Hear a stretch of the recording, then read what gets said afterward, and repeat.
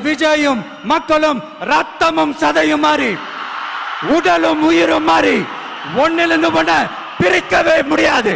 S, சென்சிட்டிவான sentiment, அது சென்சிட்டிவான சென்டிமெண்ட்.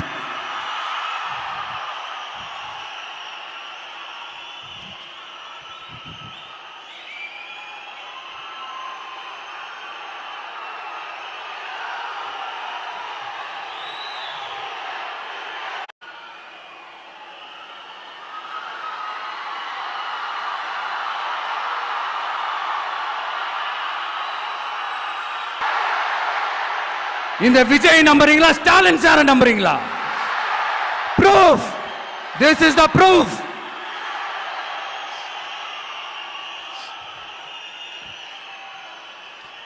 இந்த தீய சக்தி, ஊழல் சக்தி, இதெல்லாம் ஏன் சொல்றோம், எதுக்கு சொல்றோம், யார சொல்றோம்ன்றதெல்லாம் மக்களுக்கு தெளிவா தெரியும்.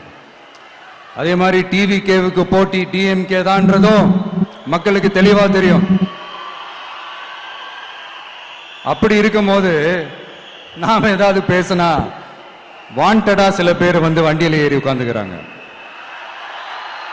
ஆமா, வாண்டடா சில பேர் வண்டியில ஏறி உட்கார்ந்துக்கிட்டு குரல் கொடுக்கறாங்க. சீரியஸா ஒரு போட்டி நடந்துகிட்டு இருக்கும் போது இங்க காமெடிக்கெல்லாம் இடம் இல்லை பாஸ்.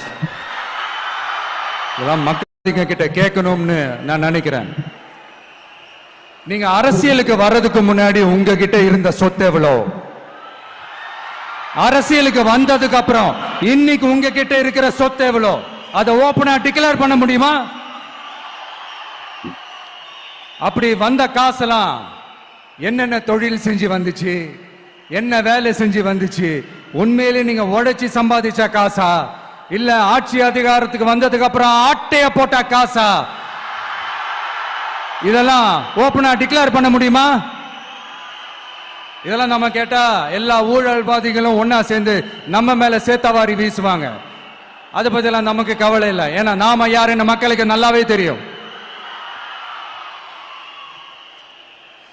எனக்கு ஒரு புது ஃப்ரெண்ட், புது நண்பர் ஒருத்தர் கிடைச்சிருக்காரு. யார் தெரியுமா?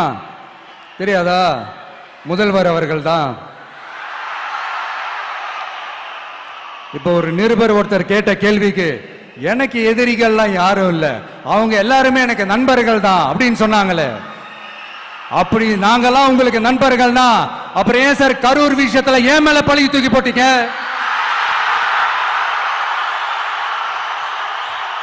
உங்களுக்கு மனசாட்சின்னு ஒண்ணு இருந்தா அப்படி பேசிருப்பீங்களா?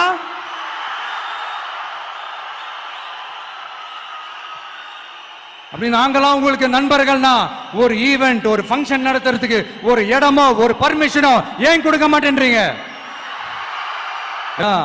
இந்த